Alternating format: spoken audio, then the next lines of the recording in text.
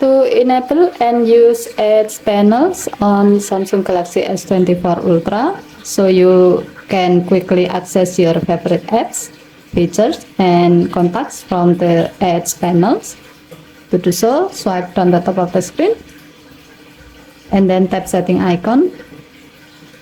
Scroll down the screen to find display.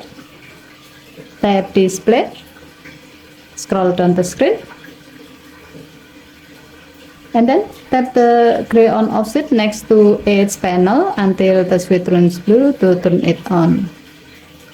When ads panels is on, your phone will display a handle at the left side of the screen that you can use to access all panels that are added to the ads panels.